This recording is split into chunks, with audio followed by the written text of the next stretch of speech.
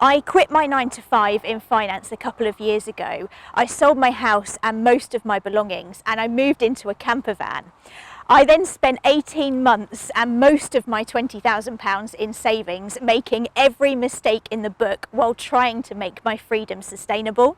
What I learned during that time, and from studying hundreds of other people who have successfully changed their lives, is that there is a specific framework that the ones who succeed all follow.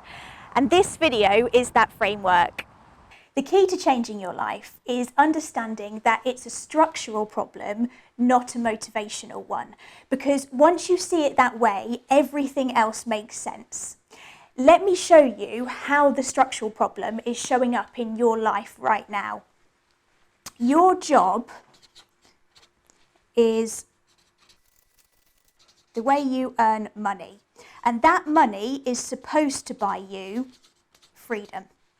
And to break this down further, we'll separate freedom into 4 categories. We've got time, location, money, and meaning.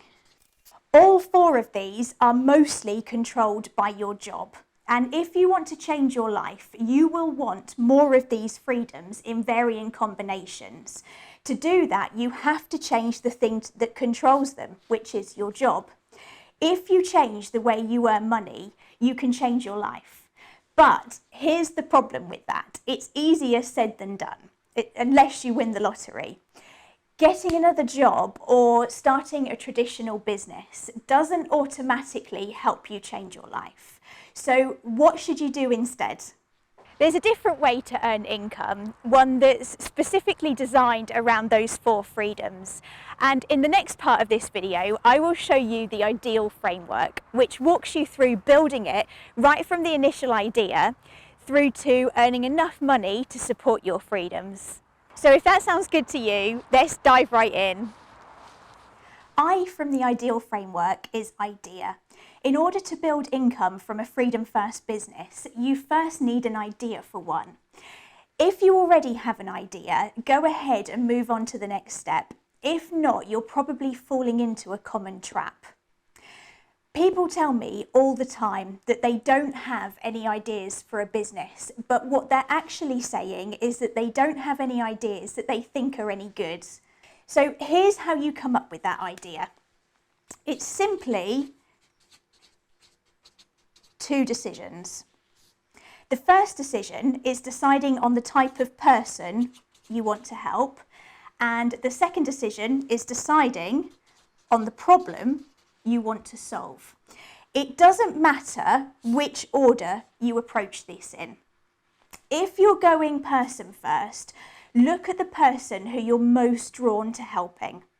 Is it women of a certain age? Is it retirees? Is it men in their 20s? Your decision here will likely be because you've either been that person or you know that person. Then ask yourself, what problem are they having that you want to help them with? If you're going problem first, come up with the problem you want to solve. Most of the time, the best problem is one you've experienced firsthand or one somebody close to you has gone through. Then work it backwards and identify the person that is having that specific problem. Now, one warning before we move on. There's no wrong way to come up with a freedom first business idea, but there is another trap that I see a lot of people fall into. They come up with the mechanism to solve the problem before they've identified the problem or the person itself. Let me explain what that looks like. Let's say that my idea for a freedom first business is to create and sell pottery. That is the mechanism. I haven't actually identified a specific person or problem. It's easy to assume that the person is anyone who wants to buy pottery and that there's no problem to solve. They just want a nice thing. But now let's come up with a person. My person or persons is going to be couples getting married. And the problem to be solved is that they don't have no unique tableware that speaks to their identity as a couple or the theme of the wedding.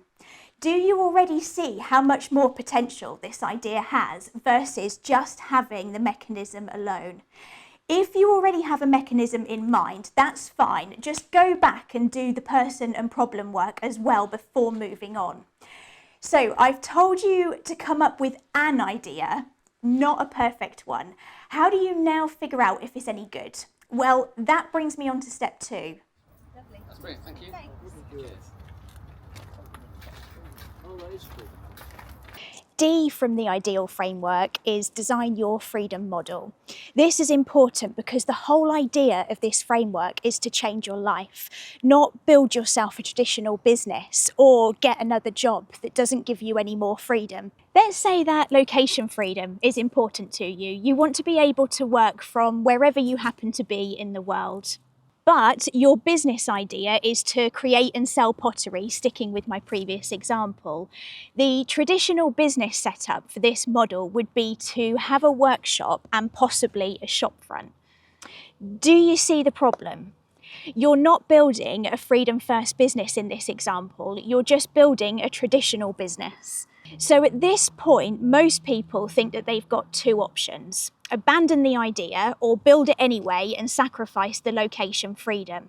But there is a third option. You can design your freedom model and build your idea around it. To make this super easy, I've built a tool specifically to help you with this. It's an assessment that asks you 14 questions about your business idea and the freedom that you want. It will then help you by suggesting how you build your idea in a way that optimizes for the freedom that you want. For my pottery example, let's have a look. It identified the mismatch. It's a physical business, but I want location freedom. And then it suggested a few redesign options. Narrow what you make yourself to smaller pieces or prototypes and partner with a production potter or small studio for the bulk wedding sets. So the production is outsourced, but I'd be in control of the design and the client relationships, which really can then be done anywhere with an internet connection. You can use this tool for free for your own idea. I'll leave a link in the description and I'll pop a QR code up on screen. Once you've come up with the idea and your freedom model, you'll know whether your idea makes sense on paper, but paper doesn't pay your bills. So how do you test if there is a market for it and if people will pay for it? Well, that brings me on to step 3. E from the ideal framework is for external validation.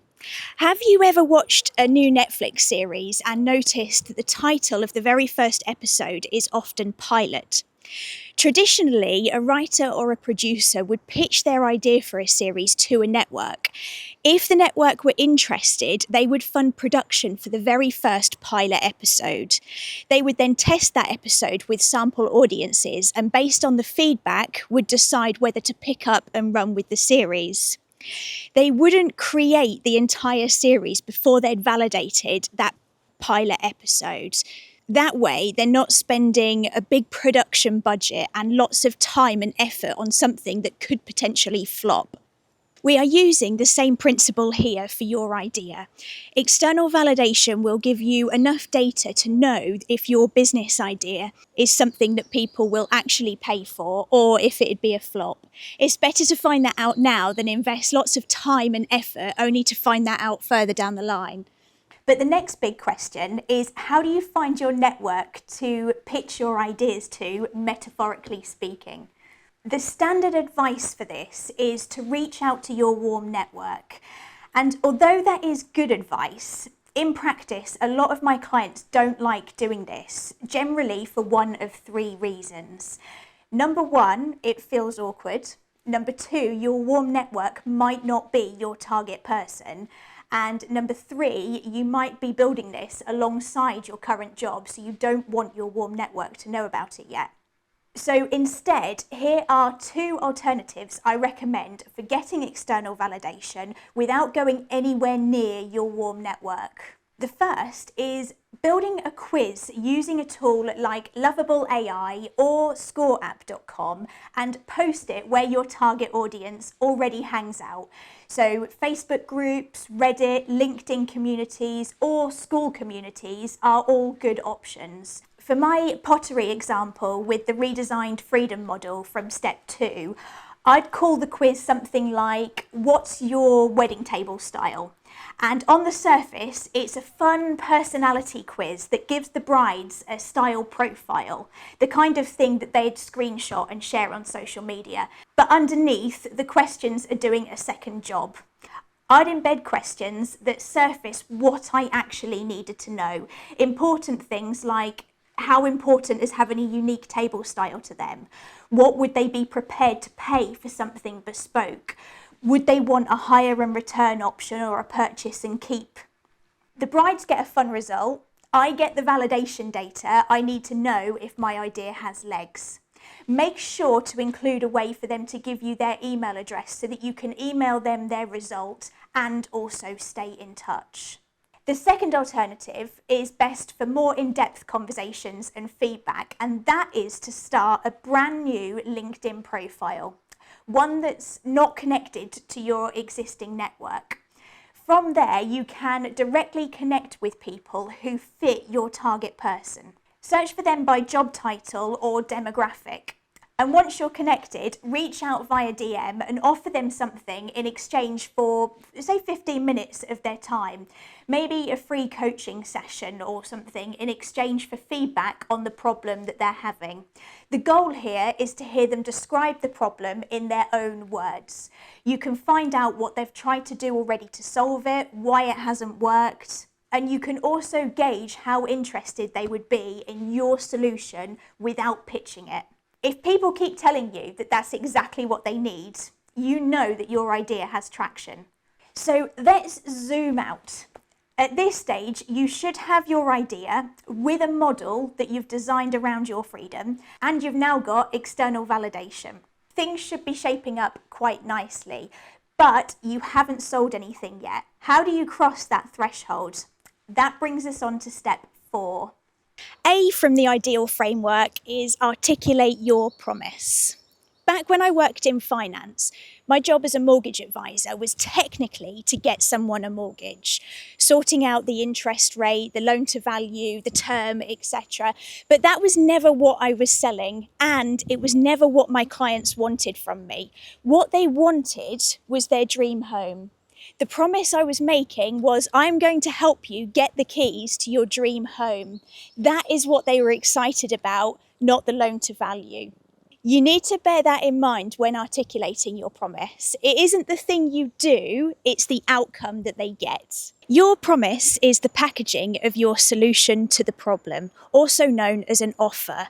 Get this right and your offer will sell itself, but get it wrong and it doesn't matter how good your idea is, you will have an uphill struggle trying to turn it into a viable freedom first business. So do you need to become an expert in copywriting and marketing to do this? The good news is you don't. You've already done most of the work in the previous steps. You just need to join it all together. To make it even easier, I've built a template using my wedding pottery example, so you can see what a finished promise looks like, and you can use it as a starting point for your own. I'll leave a link. This translates across all business models, whether that's coaching, pottery, or anything in between. So we've gone from a very vague creative idea of making and selling pottery to an articulated promise that's going to appeal to a certain type of person. But that leaves a big unanswered question. How do you get your promise in front of the right people and land your first client? Well, that brings us on to the next step. L from the ideal framework is land your first client. And I want to take a moment to zoom out here and have a look at everything you've done to get to this point.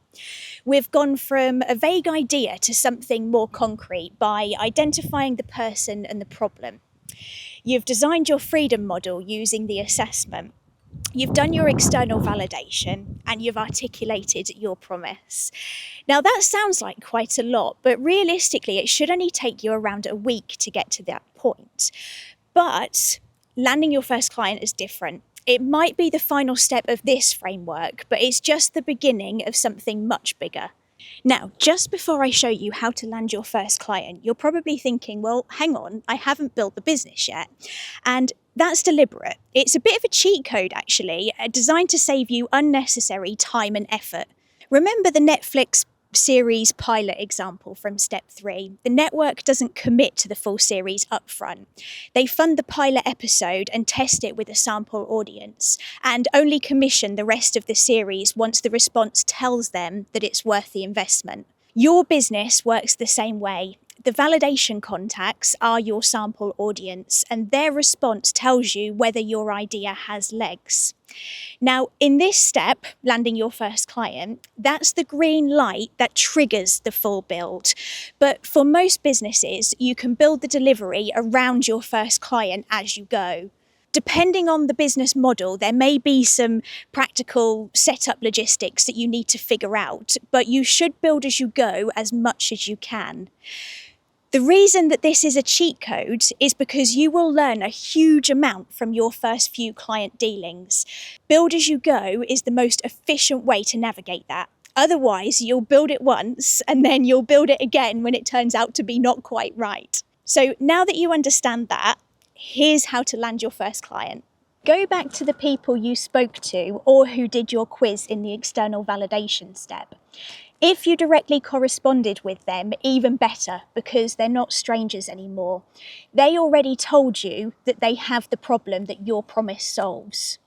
So reach back out to them and present your promise and ask if they'd be interested in being the first to work with you.